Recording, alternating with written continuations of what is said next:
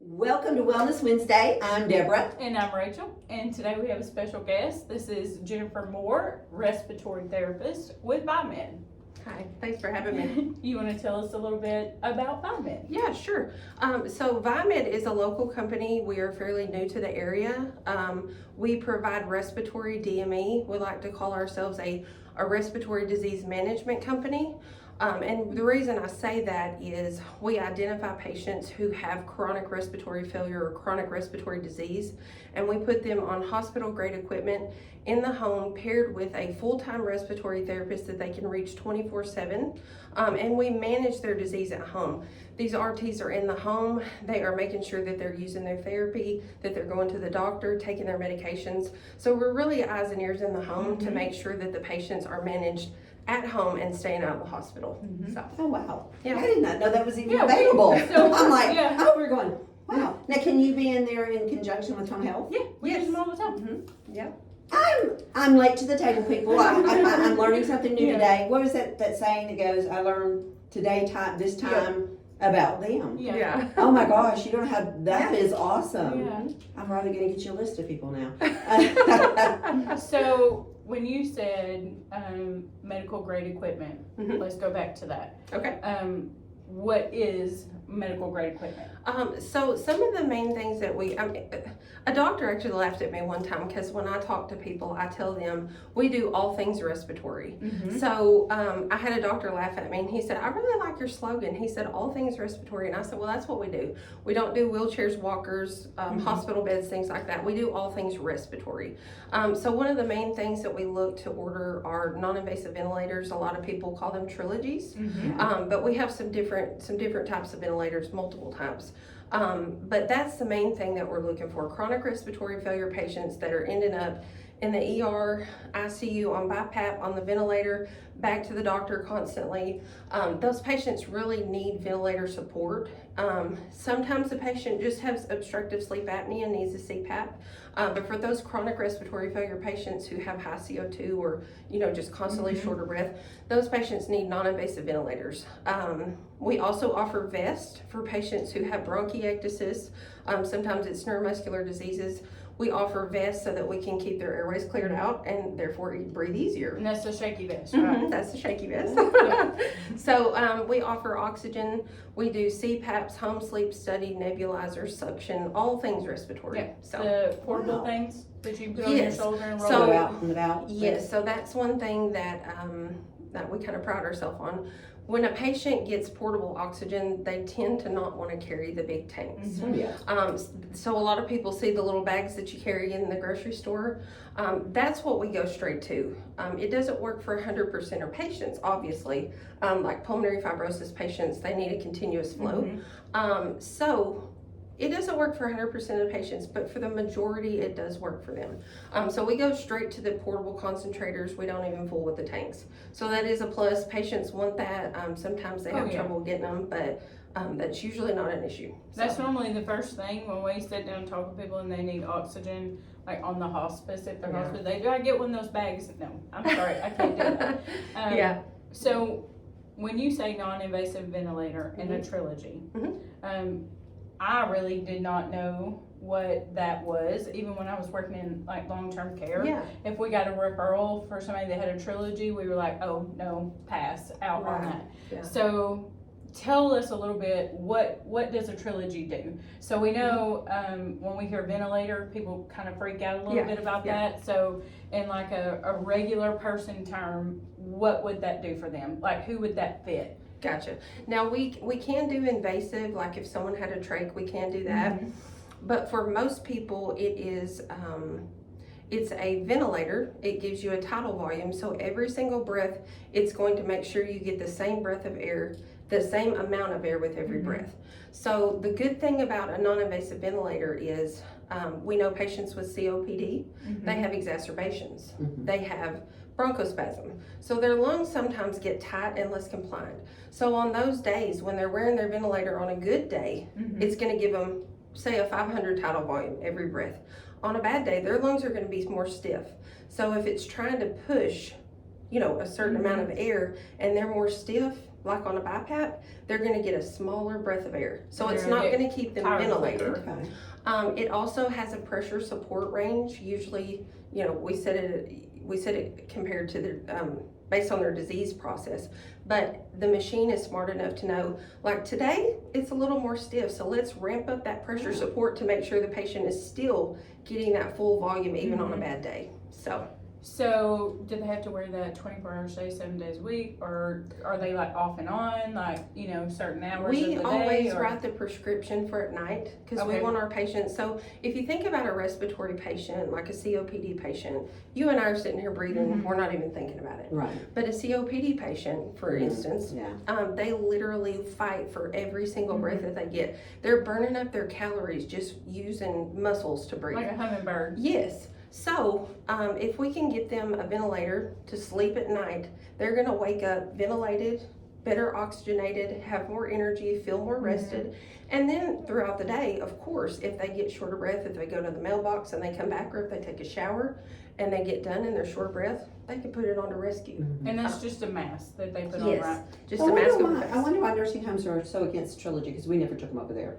I don't know, it's something about the settings and stuff, and you have to have, A lot of them say say if they run it on the ventilator settings, they can't take them. They'll do a BiPAP. Yeah, I knew that. But yeah, I don't know. I'm not sure on that. Every time I had one, it was like, nope, can't take it. So I just remembered when I worked in long-term care, and They that's wouldn't been a touch it. while. Yeah. If they come over with a trilogy, or like, no, we it's can't still, it's take Right. the same. It's still the same. Yeah. So, but that's wild. Yeah. Yeah, it is. That is interesting.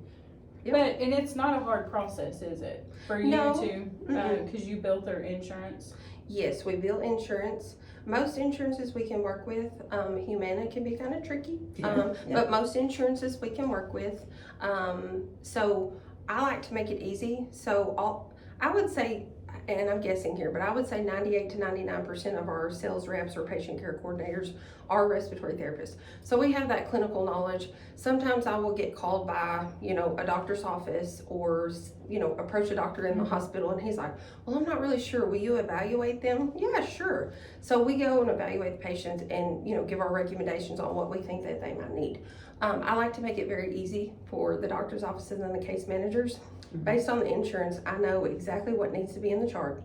So I can literally say, this, and this needs to be in the chart. I need you to sign this, and I need an overnight pulse ox. I could just make it very easy for them. Wow. So I try to make it, one of the hospitals, they call me because they know if they call me, I'll just text them and say, patient's ready to roll. And in that case, do they normally, by the time they discharge from the hospital, you have what they need and are Yes. coming out to their home? So I've been a therapist for almost 18 years, and I took one of my friends from the hospital, and she's been a therapist for about 20 years. So I get the referrals and she does the setups. She's got all of the equipment at home, and so I text her and say, hey, heads up, we've got an oxygen coming out, blah, blah, blah. And she can go head that way and get it set up as soon as we get everything turned in.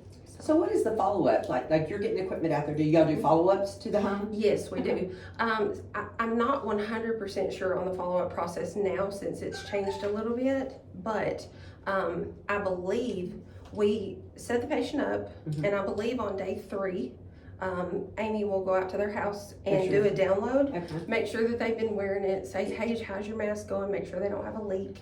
And then I know I'm not sure if they go back in a month or if they call in a month. Double check on it. But they do monthly phone calls, but we have to go out and get a download, change out supplies, make sure they have everything they need every 3 months. Okay. But like I said, our respiratory therapist, although it may be a little extra, they're on call 24/7. So if a patient calls and they need them, we're going to answer the phone every single time. Oh, So wow.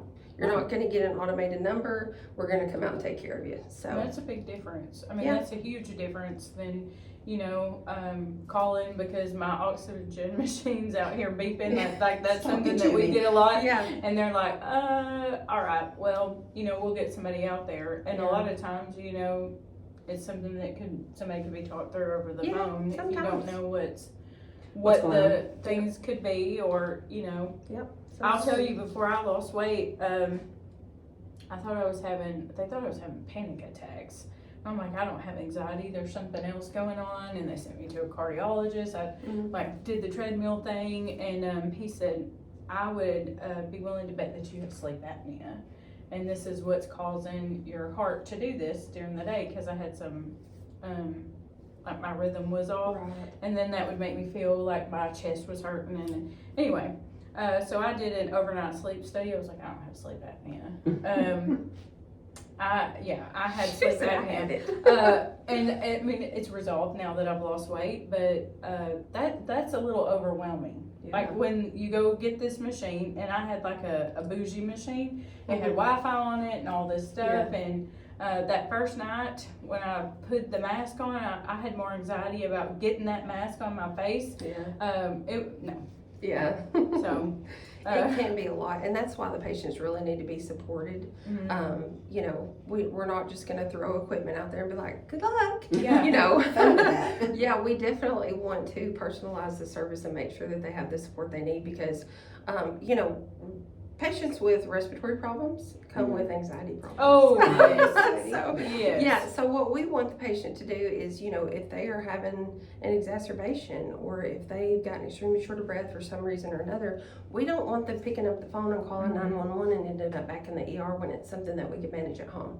So like I said, we are trying to keep the patients at home and out of the hospital. Nobody wants to be in the hospital. Yeah. So yeah, we're wanting the patients to have access to the respiratory therapist so they can call us and we can walk them through it. Now, if the patient is just tanking, of course, yes, let's call 911. But the fair majority of the time, you know, we can manage that at home. So Well, I mean, we wore you out several times just through retreat. You know, it's anytime we have something respiratory come up, I know Tracy, me, Ricky, everybody's like, we need to call Jennifer because she could come to the rescue. So, and every time we've called, it's just been just like that when you've shown up on the scene when we needed you. So that's a big deal. I know, you know, I have a 16-year-old that has asthma, and he just started when he was 3, and we have been rocking since he was 3 now with asthma, and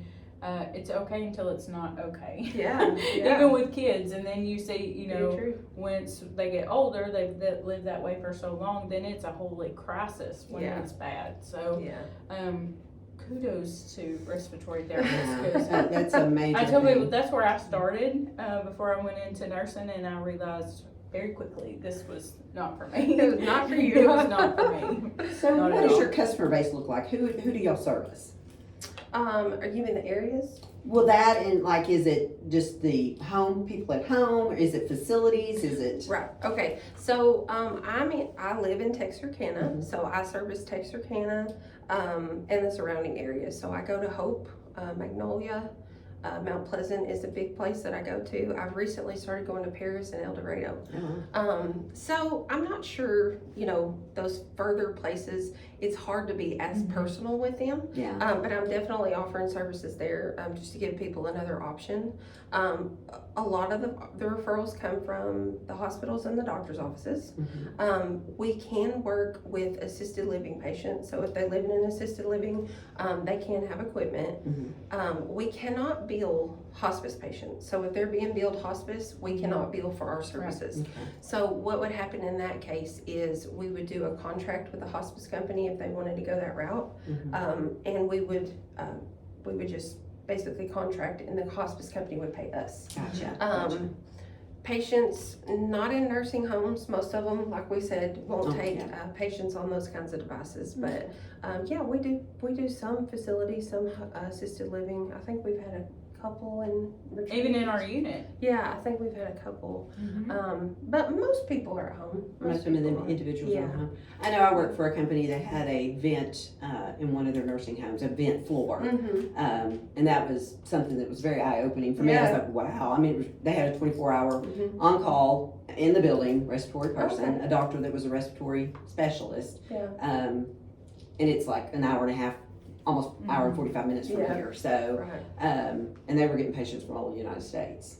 So it was really, I was like, wow. You know, it's a big deal to have a patient with a trach, and especially one with taking dialysis. I mean, you have to send them way, way off. So that's one of the facilities that the dialysis comes in and does it bedside. Gotcha. That was one of the things they had to work out, because a lot of those people can't be transported. So, but I just never knew this was available. You've been keeping a secret. I mean, because I'm in homes all the time. I'm like, oh Lord, what am I going to do? What am I going to do? Well, it's really good to link up with like a home health company because, I mean, y'all, the nurses can look out for anything respiratory and we can look out for Any things other like, symptoms? hey, this patient's not taking their medicine. That's probably why something's off. Yeah, You know? And the majority of the time, that's where things always Yeah, start. it's those meds. We don't always want to take them. Yeah. Well, and so you're married, Yes. have a daughter.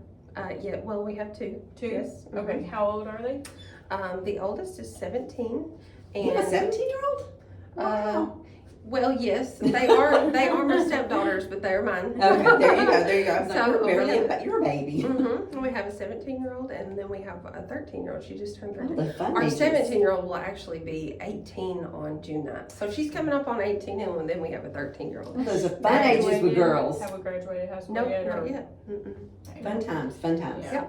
Yep. So the young one is sassy and keeps me on my toes. 13, that's a fun time with girls. Yes. Says no one. Yeah. But yeah, I worked at a local hospital for almost 17 years. And then I just felt like I was not doing my patients Yeah. as well as I could. I wasn't making a difference as much as I wanted to, because you're rushed, you're very fast paced, you don't have time to get a drink of water or a blanket. And I told my husband, I said, I think it's time for a change. I think it's time to do something different. And so as a respiratory therapist, when you start out, you don't think about the fact that there's not a whole lot of opportunities from there. Most respiratory therapists are at the bedside in a hospital. There are the occasional clinic jobs and things like that. So I just Googled respiratory therapy jobs in Texarkana. And I saw this job and I read it and I thought, no, I'm not a salesperson. I don't qualify for this. So I clicked off of it. I clicked off of it. And later that day, got a wild hair and I looked at it again. And I thought, maybe this is meant to be. So I just applied. I just applied. I forgot about it, and a week later, I got a phone call. And this guy says, hey, I see where you applied for a job. And I was like, did I? So, we kind of went through the process of talking about what the job entailed, and I thought, I don't have any sales experience. I'm not going to be good for this. And so it took a lot of prayer, a lot of time, a lot of talking to family, and finally, I decided that I was going to go for it. But I can honestly say, I don't consider this a sales job. I mean, there are patients out there. There's equipment that is available. All I'm doing is looking for patients that I can help. So I'm not selling anything. I think it takes time to build trust with people. It does. I think it takes you showing up and being consistent, and gaining people's trust. But once they see that the process can be easy, that you're going to take good care of your patients, they're going to keep calling. So that's kind of just a little bit about me. That's kind of how I ended up from the hospital to here. And I've only been, VieMed's only been in Texarkana since February of 2023. So it hasn't been too long. The company actually started in 2006 as a sleep management company. They just specialized in CPAPs and oxygen at the time. And eventually it morphed and grew into offering more treatments and therapies for patients. So they rebranded in 2014 and called it VieMed. So now we offer full respiratory care. So that's kind of how that started. We're licensed in all 50 states. We have about 1,000 employees, and I think we service over 127,000 patients, maybe. I can imagine. Yeah. Well, there's a lot more people that have breathing issues than. Yeah, there is. So, well, what led you to become a respiratory therapist? I mean, you didn't go, let me pick that career. Well, so. Because that's a lot of snot. That is a lot of snot. Well, I'm one of those weird ones, like when I would suction a patient, the better it was. I'd be going, So yeah. Now the other end for me, no. I can do the other end better than I can that end. So, well, when I graduated high school, I just immediately started taking like medical prereqs, and I thought I wanted to be a chiropractor. I'm gonna get real honest here, guys. I wanted to be a chiropractor. I still want to be a chiropractor, okay? Just But on top people's I bones. I got married when I was 18 the first time, and life smacks you real quick. And Yeah, it's it like, does. Wake up I call. need to start making money. Like right now. Yeah. So I decided I was not going to go to like 6 or 7 years of school. And so I decided to maybe be a dental hygienist, maybe be a rad tech. I wasn't sure. So one day I was standing in line.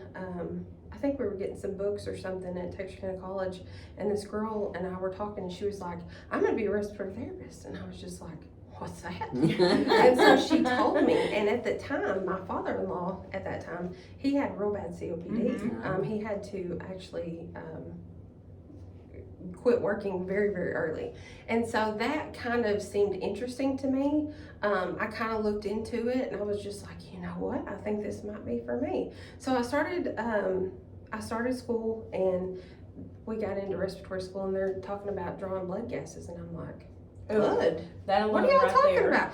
I really did not know what I was fully getting myself into. No, that's the trenches. Like, y'all are like for real. That's a scary job. Nursing is scary, but respiratory is scary. Yeah. So that's kind of how I came across it. It was like a random conversation, and Wow. it kind of fit my life at the time, I guess you could say. But yeah, that's how I came across respiratory therapy. That's pretty cool. That's pretty cool. Yeah. Like you don't ever run into a respiratory therapist when things are going great. Like that's the truth. Like, you know, nursing. Yeah, we had like rats. We're here. If you see respiratory coming toward you, like it's It a ain't a real good thing. It ain't a good situation. thing. Yeah. So Well, I have several friends who are respiratory therapists, and I'm like, wow.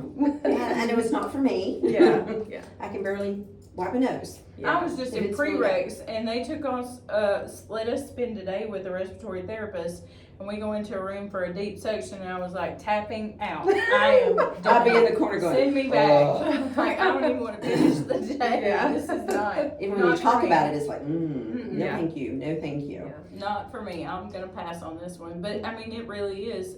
Even in the, you know, people don't know about respiratory therapists until they need it. And Yeah. that's Until the- it's a need. Yeah. That is true, that is true. So you've been married for how long? Oh, I think we're coming up on 7 years. Look at you, Yeah. look at you. So So we just went through Mother's Day, yes. and that was Sunday. Mhm. And now last week was Nurses Week. Yes. This week is Nursing Home Week. When's Respiratory Week? It's actually in October. Oh, I knew they had a month, Yeah, a week. yeah, it's in October. Yeah. Wow, So, there's a holiday for all of them, all of them. except Except for for us. marketers. We keep bringing We that don't up. get a week or a day or Let's half make an our hour. own week. We did that last We week. did. We're gonna have it off. Get ready. We're gonna put it down on our calendar. Yeah. Oh, we said we're gonna team up with Riley because there's no transportation either. week either. Yeah. Oh, So gotcha. we have You to know. include him too. We're just collecting. There needs to be one. People will will spend more money. I'm just saying. Yeah, Yeah. yeah, that is true. It's there's a holiday for everything. Yep. Well, I did see on Facebook where you just came back from vacation. Oh. Yes, we had a great vacation. Where did So, you go? I had not been on a vacation because when I first started this job, I was a dual role. And so I got the referrals and I did the setups and managed the patients at home. So I did that for, 6 or 7 months until they got someone hired. But I have not taken a vacation in almost 2 years. Oh Lord, no. I've been busy with the job and just trying to focus on that. So we took a long road trip. We went to Nashville, Tennessee. We went to Memphis, Tennessee. Actually, Memphis first, then Nashville. And then we went to Williamstown, Kentucky, and saw the life-size Ark, which is amazing if nobody's ever been. But on the way through, we got to swing through Cincinnati, Ohio, and Indianapolis, Indiana, which I'd never been to, so I thought that was cool. And then we went up to Chicago, which was my absolute favorite. You ever been to Oh Chicago? yeah. Oh Yeah. my gosh, it's beautiful. I landed there and was there for a little while. Oh, I got to eat a Chicago dog sitting in front of Lake Michigan, and I was real Oh, happy. how fun. It's the small things. It in is life for that- me. It really is. That would be fun. And then we went to St. Louis and went up in the Arch. Oh, Yeah, I have been to St. Louis. Mhm. Well, I lived in St. Louis for a little while Oh, as cool. a child, but I'm not getting up in that arch. Yeah. You gotta get in that little thing. I'm I not did getting feel that. If it it's small quarters, no. slightly swaying, so it was a little Oh interesting. no. But No, I'm then good. we stopped in Branson and saw an acrobat show and had some good food and came back home. That's a good time. lot That's of a good things, time. Yeah. We That is got a to good do a time. lot of things in a week's time, and we had a lot of fun. You know, there's a conspiracy behind the Oh, arch, here we right? go. Here we go. Really? Yeah. Well, I don't sleep, you know, a lot, but I used to watch a lot of TV when I couldn't sleep, and I like those, like where they debunk things or whatever, or I used to. Anyways, and one night I was watching it about how they say some of the monuments, large monuments in the United States, the arch being one of them, helps control the weather. Like there's some sort of the way it is, because there's never been a tornado in St. Louis. Well, we need to build those in Oklahoma. Yeah. To bless those people. Yeah, That's but kind it's of wrong. something about like the way that it's shaped and the airflow, like it was crazy. I fall into all kinds of stuff, I'm telling you. Weird facts with She radio. does. She like can go a down a rabbit rabbit hole hole. real quick Yeah. on stuff. I'm I'm like, telling you. honey, come back. Well, look, so this is huge. Like, did you see the Northern Lights over the weekend? I was gone. I was out of town. Okay, so I I was didn't asleep. even know about it until like in the moment of it. So I run outside, I got my phone out, I'm looking at all of it. It's the coolest thing. And it's supposed to maybe be back this weekend. But then I saw this TikTok where this lady is talking about there's some kind of controlled experiment where they're like trying to form Northern Lights to happen. Like they're in control of it. And it was just so happened that they were doing this testing or whatever at the same time. So I'm gonna be mad if I didn't check the Northern Lights off my bucket list and now I gotta give it back. I'm gonna be mad. Oh, Lord. But it's supposed to be back this weekend. So I mean, it really was cool. It was super cool. I saw pictures on Facebook. And They were it was very pretty. very I pretty. did too. I saw she sent me some. I was Oh, that's standing pretty. out. I was Yeah. standing I'm not going out like outside. a crazy person looking at the sky, and even like when you turned your video on your phone, you could see it moving. You know, it's dark, but you could see the colors and all of it moving. It was really neat. So Cool. Interesting. yeah. Well, I didn't think I would like the eclipse. I was like, what's everybody talking about? But it was one of the coolest It was a things I've neat ever seen. experience. Yeah, no. It was. I stayed in the house. Well, I mean, and so you know, because I get hung up on I'm these things. Superstitious about stuff. We started the Okay. first of the year with them seeing aliens in Miami on New Year's Day. We've now had an eclipse, and then we got Northern Lights in Texas and all over the I'm United telling you, she States. goes down a hard rabbit hole. It's getting Just crazy. wait. It is Just getting wait. crazy. Yeah. But you know the bad thing is I'm not a doomsday preparer or anything like that. I'm the crazy person that's out in the mix of all of it. Yeah. I'm locking the doors and staying inside. Thank you very much. I'm good. Like she's prepared, you know, like let me get inside. I'm not. I'm like I want to see what's going on. As soon as it Yeah. started turning yellow, I said, nope. And the weather temperature, I said, nope. Superstitious. I got Indian blood. I'm not going to mess with none of it. It was strange. It was very strange. different. Very But it different. was cool. So, man, I'm pumped. I had no clue. No clue that this was even available. So you take all insurances basically. Yes, we can work with, Majority. it's hard to break it down. Majority, yes, okay. majority. Okay.